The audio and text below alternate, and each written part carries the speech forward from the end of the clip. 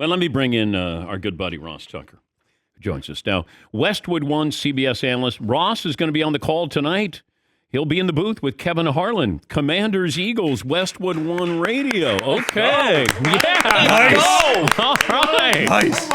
And you guys said he'd never amount to anything. did. You did it. You're got a big Monday night game. You're going to be there with Kevin Harlan, who's always excited. Fritzy, get Ross in the mood. Give him a little Kevin Harlan. And it's a field goal for the Eagles with 12:19 left in the first quarter. Philadelphia strikes first. You're listening to coverage of the Commanders and Eagles on Westwood One. And just get you ready there. That was awesome. That was awesome, Fritz. You know, it's funny, Dan, because tonight's Westwood One broadcast, there's going to be an absolutely legendary broadcaster for CBS and Westwood One, and there's going to be Kevin Harlan, too. Wow. You like that? Wow. Yeah. All right. By the way, the Rams, 3-6 record, the worst 9-game start by a defending Super Bowl champ since the Pittsburgh Steelers in 2006. 3 other defending Super Bowl champs have started the following season 3-6. The 1999 Broncos, 1987 Giants, 1982 49ers. What's wrong with the Rams? A lot. I mean, a lot's wrong with the Rams right now, most of which I would say is their offensive line has been generally atrocious the whole year. I mean, you start with losing Austin Corbett in free agency, the right guard, Whitworth, the left tackle, retires. But then even the guys that they plugged in for them, Dan, have been in and out of the lineup, banged up. They've got guys starting that they never would have thought would be playing for them before the season. You see that in the NFL, right? Like, we could probably go through almost every team, and they have at least one player starting that not once they talk about on sports talk radio before the season or even knew who the guy was. But that's the NFL. Rams have had more than their fair share. Stafford's played really poorly. They can't run the ball a lick. Now he didn't even play in this last game. A little bit of a Super Bowl hangover. They miss Odell. I could go on. The Vikings and the Bills, is that more on what the Bills didn't do and collapsed, or more on what the Vikings did to be resilient? It's a tough question. I put a lot of it on the Bills. I think you do. I mean, obviously, what Justin Jefferson did with that catch was incredible. Maybe the best catch I've seen, Dan, given the circumstances. Odell Beckham Jr. against the Cowboys or Justin Jefferson yesterday? So I think Justin Jefferson yesterday, and I was on the sideline for the Odell one. But I think Justin Jefferson, because we've now seen a bunch of guys make like one-hand wild catches. It's a totally different ball game when it's number 1, 4th and 18 to end the game.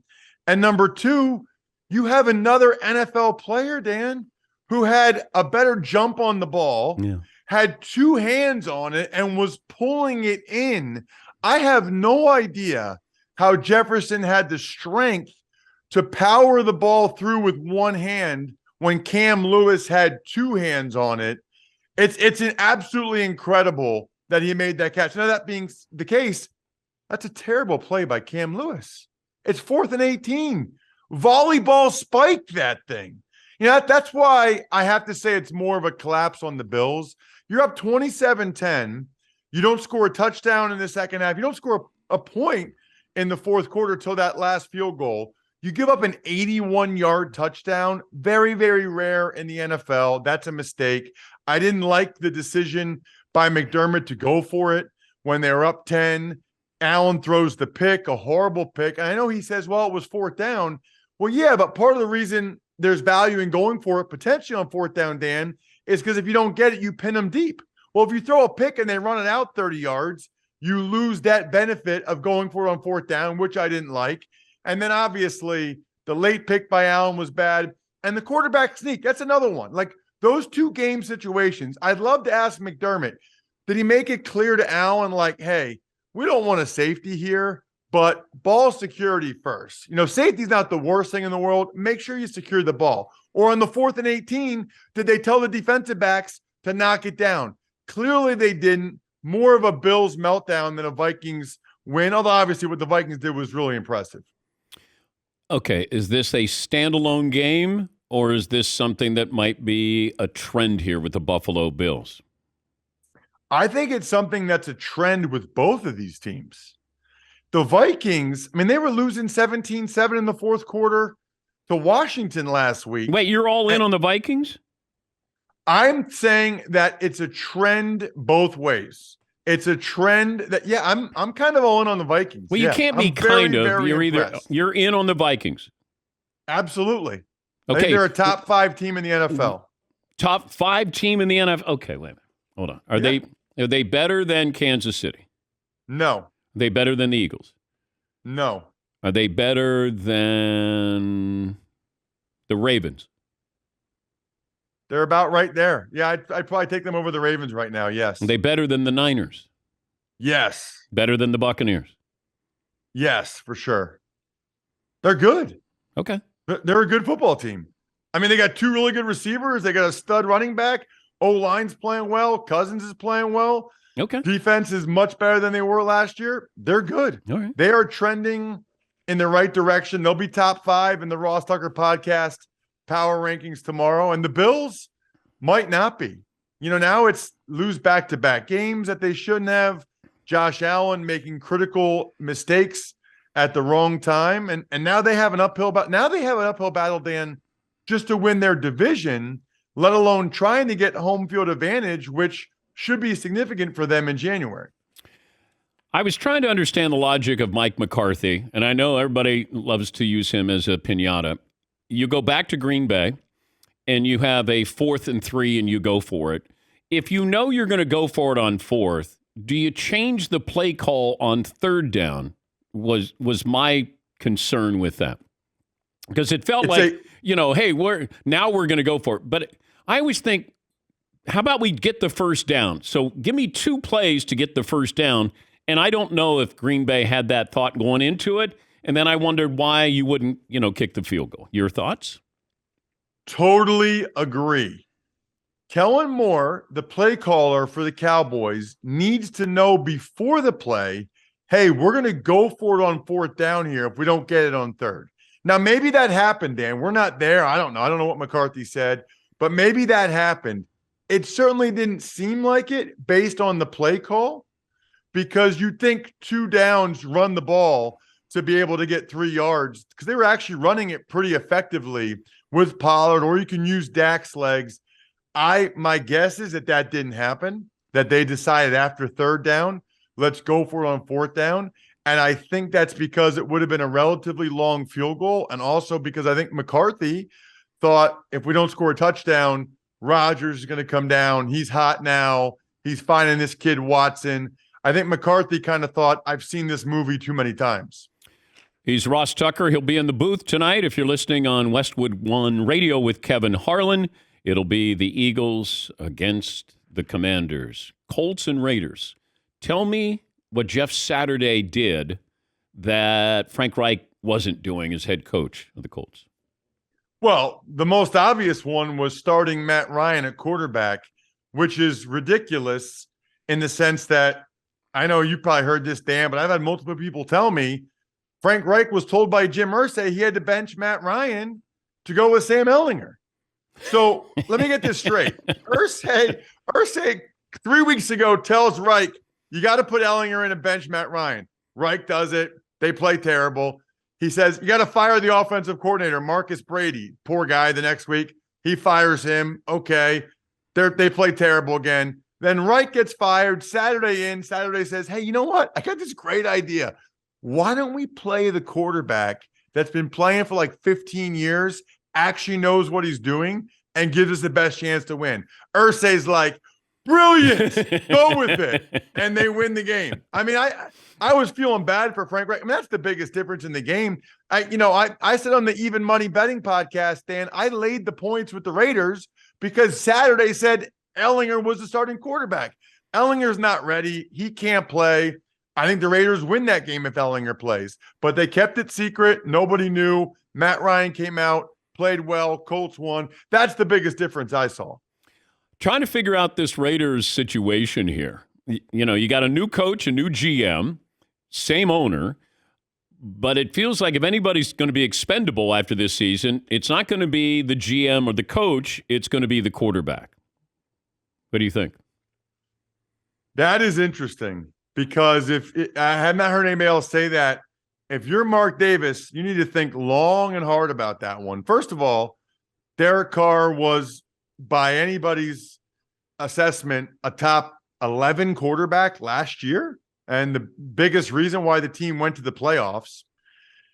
You had a team that was very clutch, won a lot of close games down the stretch last year, made to the playoffs, and you fired the coach who did a tremendous job because he didn't have the pedigree you were looking for.